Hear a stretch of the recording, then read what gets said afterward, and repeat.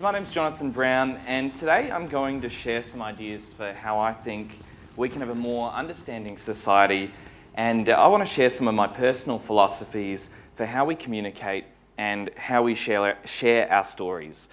Now, these are really strange times for communicators. We've got more platforms for communicating than ever before. The internet has opened up so many possibilities.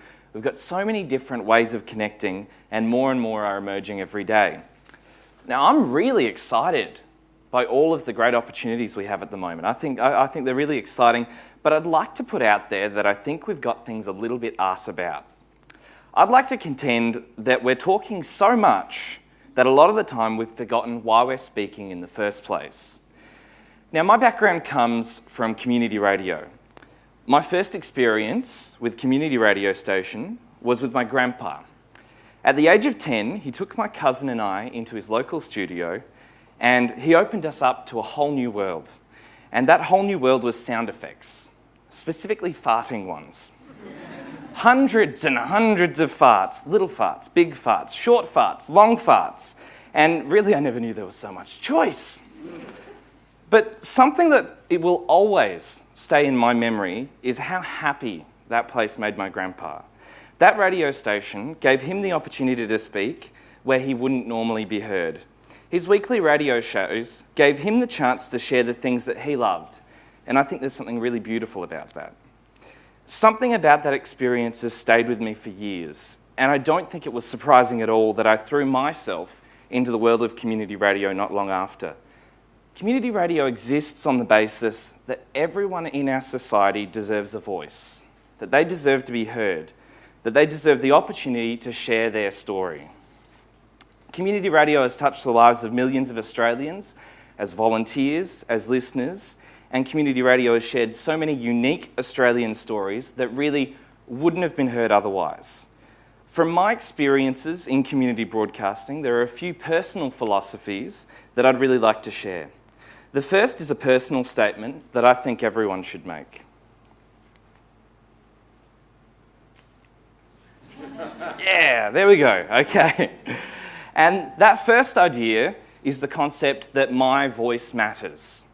I think that's something that's really important to say to yourself. And I mean that as both a statement of empowerment and responsibility. This is about saying to yourself that yes, your perspective means something. Your perspective and your story is worth sharing. The responsibility comes from knowing that your words can affect others, for both good and bad, that you have a lot of power with your voice. I think we all go through periods where we lose faith in the concept that our personal voice matters. We all feel at times that no one's listening or that no one cares. And that's where my second statement comes in. Your voice matters. This is the idea that we should actively encourage the voices of those who aren't normally heard. This is about saying to those around you that yes, we do want to listen to you, and yes, we want to hear your story. Now, the frustrating part of this statement is that we won't always agree. When you actively encourage someone to exercise their voice, there's a good chance you might not like what they're going to say. But that's actually one of the most important reasons for encouraging the voice of others, to get other perspectives, other opinions, and other stories.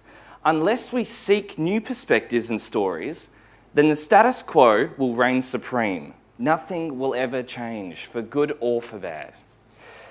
Now, encouraging others is about starting discussion. We've got to create new discussions. We must explore new ideas and perspectives if we want this world to change for the better. So then we move on to my third statement, which is our voice matters. This statement is all about the collective voice. We live in a world of binary oppositions where it's us versus them. There's always an enemy to face, real or imagined. One of the most powerful things that we can do is to put our differences aside and find some common ground.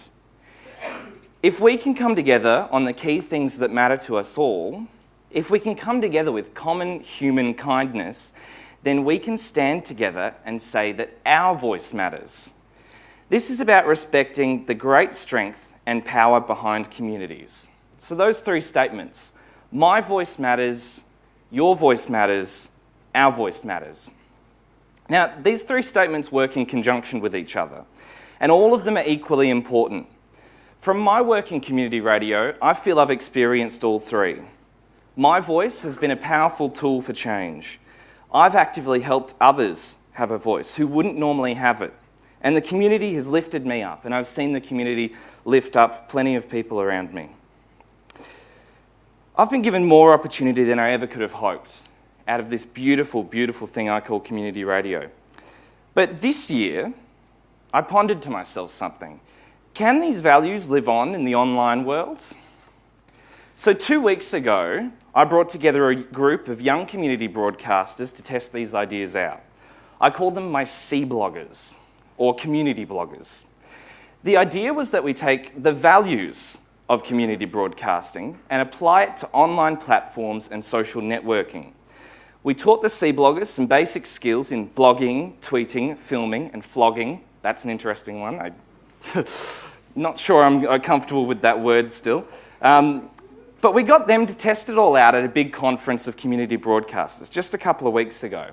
Now, the project was a great success. My CBloggers, they did a fantastic job. They experimented, they tried new things, they shared stories, they produced some amazing content in a really intense environment and pushed themselves further than they ever could have with their radio shows. They produced some really special stuff. But rather than talk about the great technologies and the platforms we used, what I really want to talk about is how these young people inspired me and each other. They are the embodiment of my big three statements.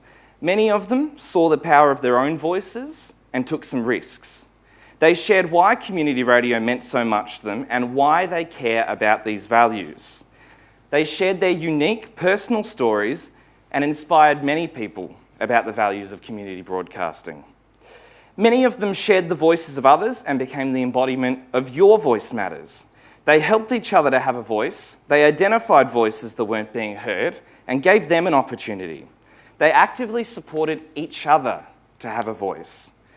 And they embodied our voice matters, the one that matters to me most. I have to be honest, before I met this group of people, my CBloggers, which is a bit of my pet name for them now, I'd almost really given up on a few of these ideas. I was exhausted and tired, and personally I'd lost sight of why all this mattered. But by bringing together this group of CBloggers, I can now see that there is a lot of common ground and that there are a lot of beautiful young people out there who care about sharing stories, about sharing new perspectives to the world. I met a group of young people just as passionate as I am about sharing stories that would be unheard otherwise. These young broadcasters showed me that when you find common ground with each other and hold shared basic human values, something really special happens.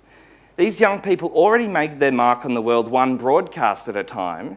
Now they make their mark on the world one blog, one tweet, one flog at a time. Their words, their perspective, and their stories do matter. And I hope that they can see that for themselves, and I hope we can spread that message. Technology gives us so many opportunities, but the reason I'm telling you about these CBloggers is to remind you that we must always remember why. We must remember why we're communicating in the first place. It's all very well to use these new platforms, but unless they encourage a diversity of discussion on them, they mean nothing. We have to actively encourage and support new voices. It's not enough to just create the technologies and the platforms to let them run free. It's vital that we give people the resources and the support to engage people and share their stories. So my vision is for a world where everyone can say, my voice matters, your voice matters, and our voice matters. Thank you.